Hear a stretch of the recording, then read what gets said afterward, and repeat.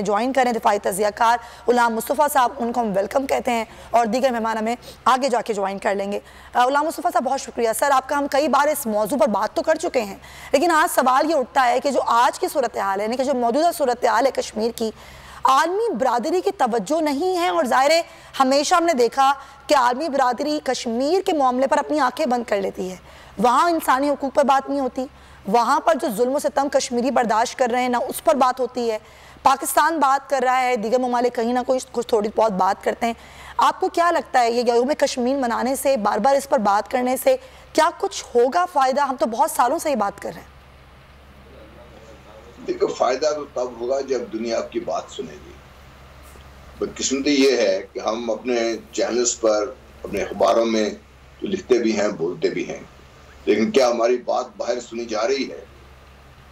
मेरा ख्याल है बिल्कुल नहीं, नंबर एक। नंबर दो, सिर्फ आपके और मेरे चैनल पे बात करने से बात नहीं बनती।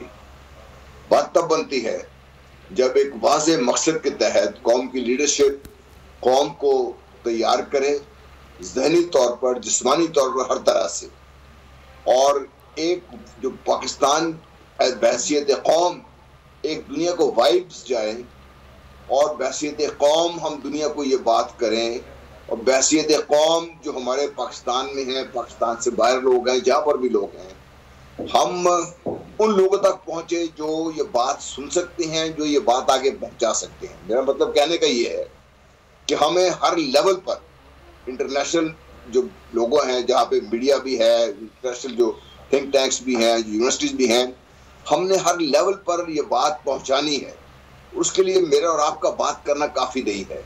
बदकिस्मती ये है कि हम खुद तो बहुत जज्बे से सब बात भी कर रहे हैं, सारे मामलात को उठा भी रहे हैं, तो ये जहाँ पे जो ओपिनियन बनती है इंटरनेशनल लोगों की, लीडरशिप की, वहाँ तक हम पहुँच नहीं पा रहे, नंबर एक। नंबर दो, कौम में एक वाज़े तौर पर जो कश्मीर को लेकर हमें ये तो हम बात करते हैं कि कश्मीर पे जुल्म हो रहा है, कश्मीरी मुसलमानों पे जुल्म हो रहा है, कश्मीरियों को उनका हक खुदरादियत मिलना चाहिए, हम ये सब बात करते हैं।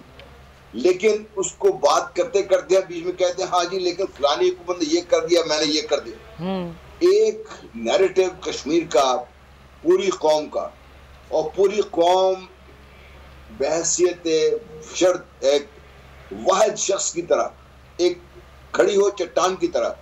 दुनिया को ये मालूम हो जाए, दुनिया को ये पता चल जाए कि हमारा अज़्म ये है कि कश्मीरी जो जंग लड़ रहे हैं वो पाकिस्तान की जंग है, और उस जंग में हम उनके साथ हर तरह से शरीक हैं। मेरी बात नोट कीजिए, हर तरह से शरीक हैं, और वो हमारा एक ऐसा मसला है जो पाकिस्तान की सालमियत से ताल्लुक है, जिसका हम उसके लिए आखिरी हद तक जाएंगे, और जरूरत पड़ी तो उसको हद को पार भी करने को तैयार हैं। जिस दिन दुनिया को ये मकसद, ये पैगाम वाज़ेह तौर पर मिल गया और पूरी कौम ने बहैसियत फर्द वाहिद ये पैगाम दिया, तब दुनिया जाके आपकी बात सुनना शुरू करेगी। कश्मीरी अपनी जानें देते रहेंगे, देते रहे हैं, सदियों से देते रहेंगे, अब भी देंगे वो, क्योंकि उन्होंने तो अहद कर लिया हुआ है कि हम।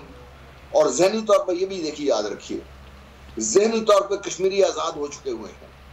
खून देना सीख जाती है जो कौम, अपने बच्चों को कुर्बान करना सीख जाती है जो कौम, जिसकी माएँ, बहनें, बेटियां वो पाकिस्तानी हैं, मेरी बहनें हैं, मेरी बच्चियां हैं, जो अपनी इस्मतें कुर्बान करती हैं, एक मकसद के लिए जान देती हैं, वो तो आज़ाद हैं।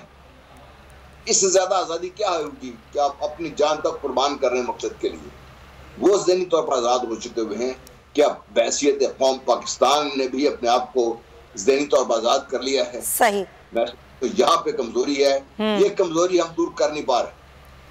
ठीक है। अच्छा, एक ज़ाहिर है आज की जो सूरत हाल की हम बात करें गुलाम मुस्तफ़ा साहब, तो उसमें ये बताना भी ज़रूरी है कि क्या हो क्या रहा है वहाँ पर, नरेंद्र मोदी क्या कर रहा है, जिस तरह की वहाँ पर आबादी की ज़मीन पे है जहाँ पर लोगों को घर बना के फ्री ऑफ कॉस्ट दिए जा रहे हैं, यानी कि आबादकारी की जा रही है बिल्कुल इजराइल की तर्ज पर, कि ताकि ज़्यादा से ज़्यादा हिंदू आबाद किए जा सकें और फिर कब्जा किया जा सके। ये भी बताना बहुत ज़रूरी है आज कि जो कुछ साजिश है वो साजिश बहुत बड़ी है, और वो सिर्फ इस हद तक नहीं कि हम आवाज़ उठाएं, बात करें।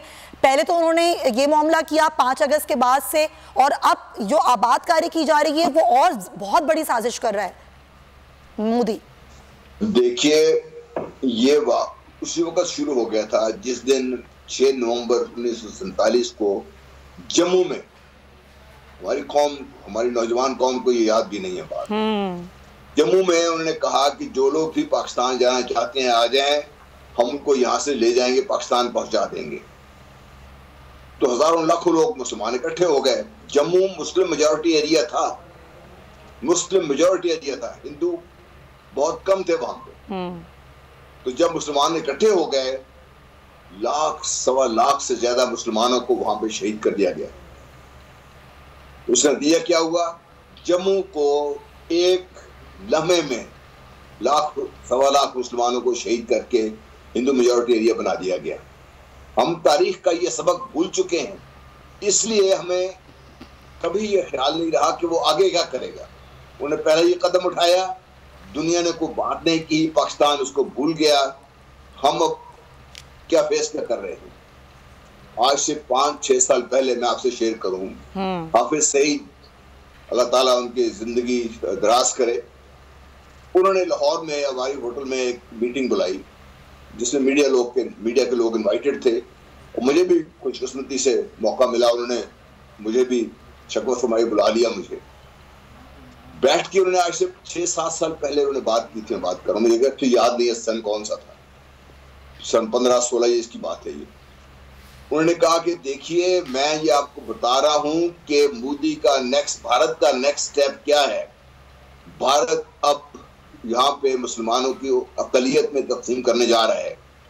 जब ये 90 की दहाई में मसला शुरू हुआ था, जब वहां के मुसलमानों ने दोबारा हथियार उठा लिए थे, तो तकरीबन 80-85 हजार जो हिंदू लोग थे वहां से निकल चले गए थे।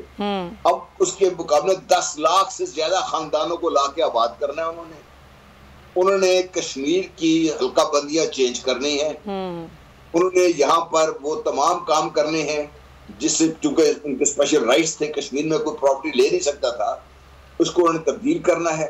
उन्होंने कर दिया है सब कुछ।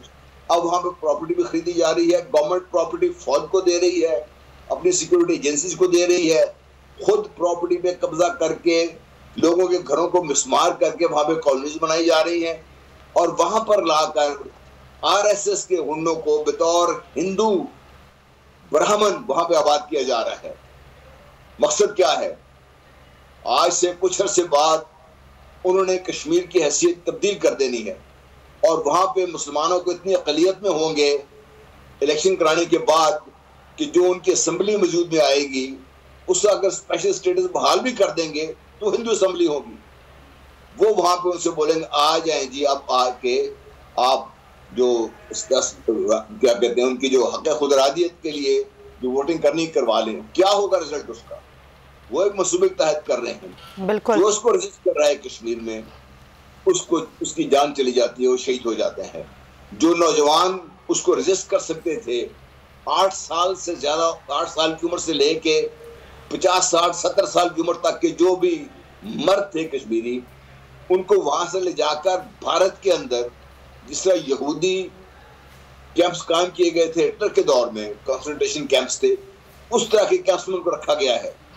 उनको अज़ियतें दी जा रही हैं, उनको मजबूर किया जा रहा है कि वो अपना मजहब तब्दील करें।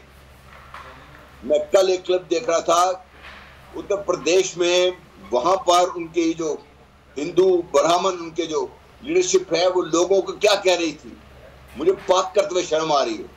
उन्होंने कहा ये आप मुसलमान बच्चियों की इस्मत दरी करें, उन्हें मजबूर करें कि वो हिंदू बच्चे पैदा करें। मुस्तफा साहब, ये अंदाजा ही नहीं क्या हो रहा है। बिल्कुल आप सही कह रहे हैं, ये बहुत ही ज़्यादा सिचुएशन ख़राब है। लेकिन जब हम बात करते हैं कि जी बयानिए की, तो क्या हमारा बयानिया है वो ज़मीनी हक़ाइक़ जो मोदी ने तब्दील कर दिए, क्या हम उस ज़मीनी हक़ाइक़ को समझते हुए अपना बयानिया आगे लेकर चल रहे हैं? जी नहीं, हमारा बैसीद कौम कश्मीर के बारे में कोई एक बयानिया नहीं है। हमारे प्राइम मिनिस्टर जरूर बात करते हैं, मौका जब होता है 5 फरवरी आ गया, कुछ ऐसा मौका आ गया, हमें तो कई जरूर कर देते हैं। सेनेट में मसनत आ गए, हम उनसे इजहार यकजहती करते हैं। वो क्या मतलब है इस चीज का इजहार यकजहती का? मुझे समझ नहीं आई तक क्या बात कर रहे हैं। सही। हम क्यों अपने हम कैदी हैं, खुदा के लिए समझिए इस बात को। हम आजाद नहीं हुआ, पाकिस्तान आजाद नहीं हुआ, पाकिस्तानी आजाद नहीं हुए। हम कैदी हैं अपने जहन में, अपने खौफ के कैदी हैं हम। हमें डर है कि हम कुछ बात करेंगे दुनिया क्या कह देगी। दुनिया ने कश्मीर के मसले पर क्या कर दिया, वहां पे भारत के अंदर जो मुसलमानों के साथ बात हो रही है, जो जुल्म हो रहा है, क्या कर दिया। असम में तकरीबन 40 लाख खानदान, मुसलमान खानदान, जिनको भारत खुद लेकर आया था 1970 में कि वहां से उन बंगालियों को हम तैयार करेंगे पाकिस्तान की फौज के खिलाफ लड़ने के लिए, और लड़े भी वो लोग। उसके बाद वो भारत की फौज में शामिल, हमें लोग भारत के लिए भी लड़े, भारत की हर तरह की उसमें हिस्सा लिया उन्होंने।